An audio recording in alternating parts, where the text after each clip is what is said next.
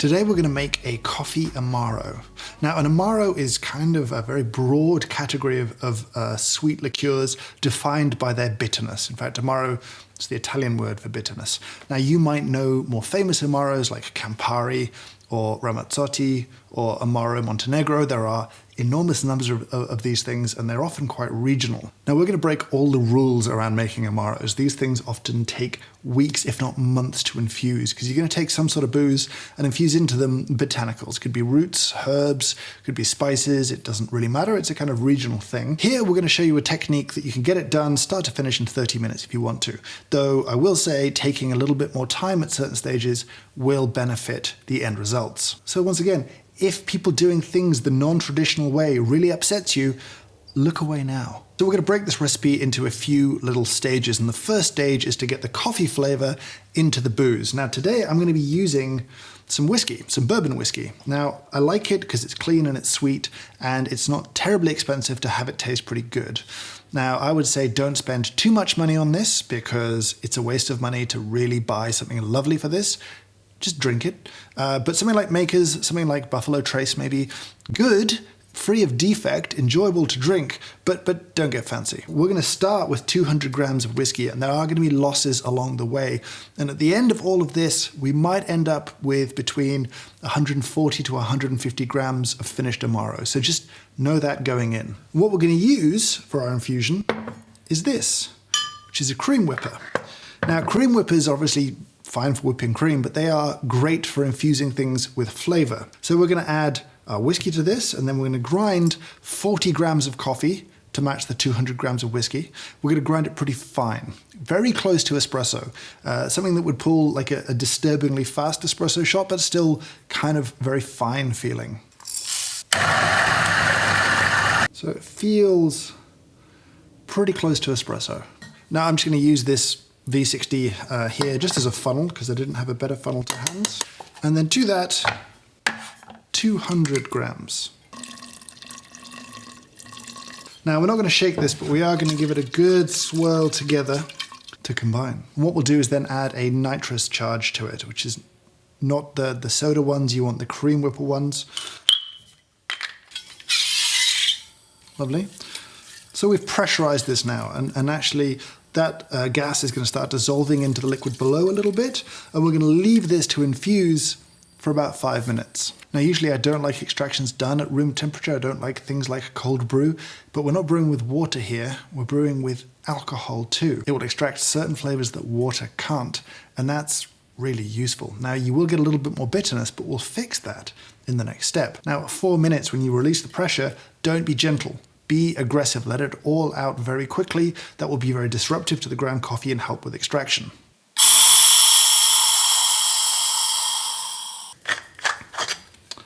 You can hear that fizzing. So now we're going to filter it and we're just going to pour it through a simple sieve. It won't do a perfect job, but don't worry about that.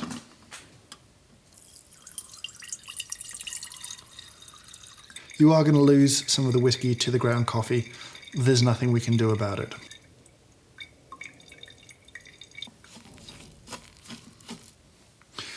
And let's just throw this away. So this liquid here, well, it tastes pretty bad. It's incredibly bitter, but it's got tons and tons and tons of flavor. What we're going to do now is a lovely technique called milk washing. What we need for that is about 55 grams of whole milk. Now I'll warn you now, this technique is a little bit disgusting to some people. What's going to happen is we're going to add the alcohol to the milk and stir as we do, and it's going to cause the milk to break and curdle. And trapped in those kind of curds, because that's what they are, is going to be a lot of the stuff that we don't want anymore. So what we're going to do is stir this and then add the coffee booze.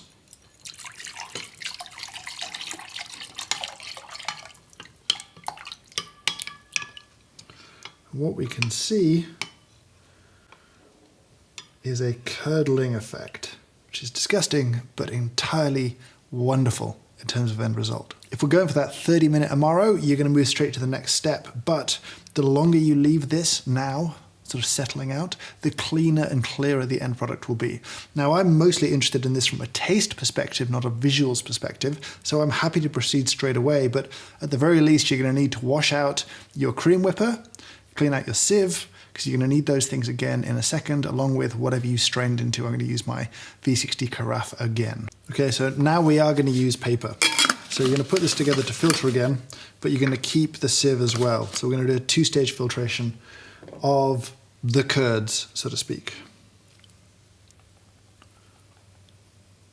So what we've gotten here is this kind of awkward coffee cheese that we don't want. We don't want this at all.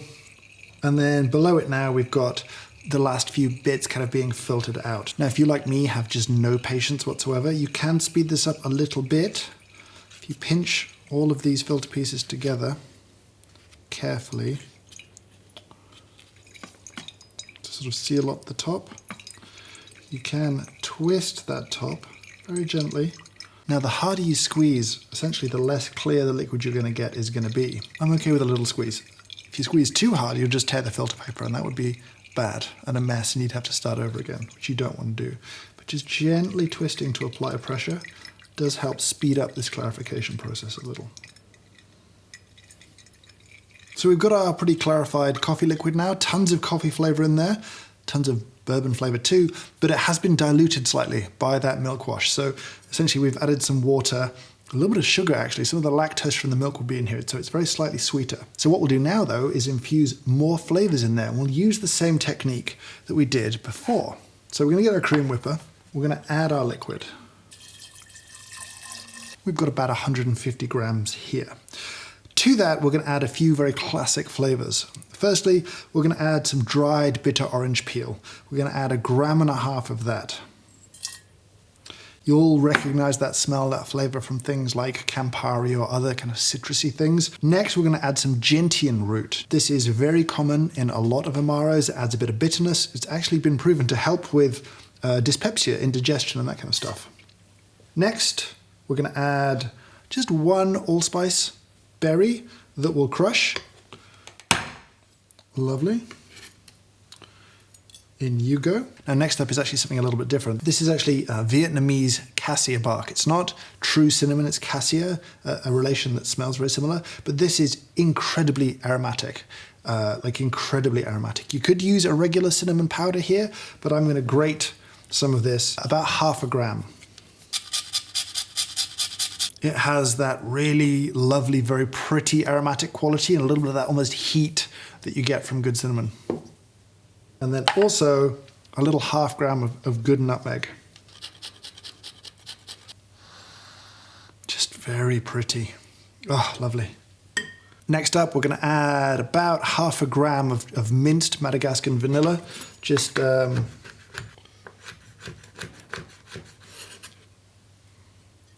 everything is in here now. Let's put it together and then we'll charge it once, give it a good shake, and then discharge it very aggressively, and then charge it again and wait for 5 minutes.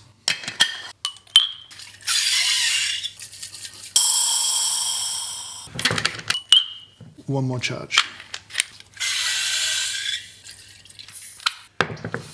And now just 5 more minutes of waiting. Now, while that infuses, you can get on and prep the last few bits and pieces for this drink. You're going to need a Demerara syrup. Now, you can make this ahead of time. It's 2 parts light brown sugar to 1 part water. Heat it up just until it dissolves and then cool it down. So we've got some of that ready. Adds a lovely kind of caramel quality to the final drink. Works really well with that coffee flavor that's in there. You're going to need an orange for garnish, and potentially just a little splash of clean water. That's kind of up to you. You might want to just dilute it down a little bit, just if you prefer to drink it quickly or you don't like too much booze in your Amaro. I'm going to add a very small amount of water just to dilute it a little bit down. So you need some of that ready too. And then our friend saline solution. We've talked about this in the past. 80-20, that's 20 salt, 80 water, very useful for any kind of cocktail drink. Now, I know I've given you lots of data, lots of information. This recipe has been written up. It's been written up on my website, a website that I built with this video's sponsor, which is Squarespace, and I'm going to let a different version of me tell you about that. Whenever I build a website now, I build it with Squarespace, because now more than ever, our digital presence is so important. And it doesn't matter whether you're representing your hobby or your business, your career, your art. There is a beautiful template from Squarespace to start with, and you can turn that website into something that's truly yours. There's no excuse anymore for just having a low quality website, for not having something stunning that shows the best of what we do. And building it with Squarespace means it's really easy. It's not complicated, it's not frustrating, there's nothing to patch, nothing to install. All of that is taken away.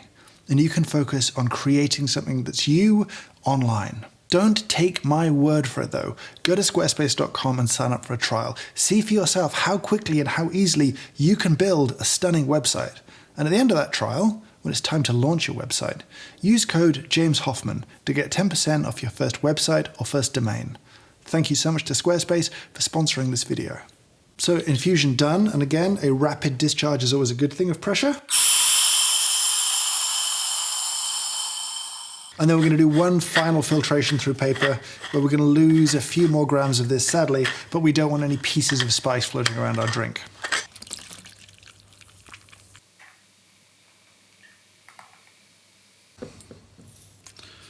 Again, give that little soft twist and squeeze just to get maximum yield out. We just want to get rid of those big pieces of spices. So to this, we're going to add our sugar. We're going to add 60 grams. Again, if you make this and don't like the sweetness, you can tweak it. This is just the kind of sweetness that I really enjoy in an Amaro. And I'm going to add what seems like a tiny amount of water, but just 25 grams. And we're done, and we can bottle it now. Now there's a reason this isn't a full bottle. You want to make what you're going to use reasonably quickly. Because this has coffee in it, and I think coffee degrades quite badly over time, I prefer to drink this fresh. I would keep it in the fridge, not the freezer. It will pretty much freeze solid in a very cold freezer, so it's not hugely boozy. It's probably about 20% alcohol at this point. So when it's time to drink it, get yourself a beautiful cube of ice. You're going to then pour on your measure of coffee Amaro. And don't forget to add a couple drops of saline to this. Give it a gentle stir. And then garnish with just a little piece of orange zest.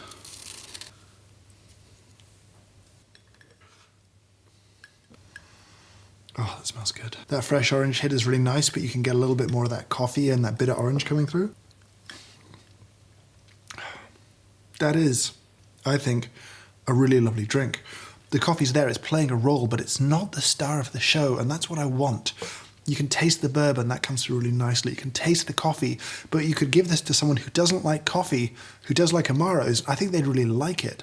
And you get that orange and that bitter orange in there too, and the gentian provides a really distinct and pleasant bitterness. But in the middle, there is this wonderful aromatic component of those spices. That cassia, the nutmeg, the allspice, they just play beautifully together. Now you could do this a whole bunch of different ways. You could adapt this base technique with a bunch of different spices if you like that, a bunch of different herbs if you like that. You could start with a different raw material. You could just do this with vodka or something else if you wanted to.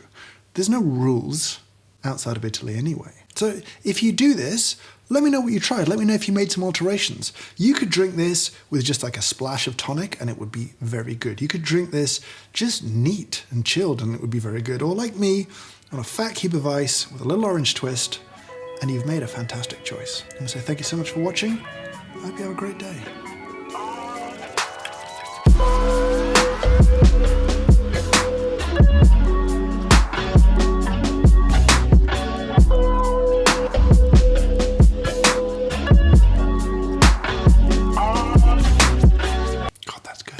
That's easily the best one.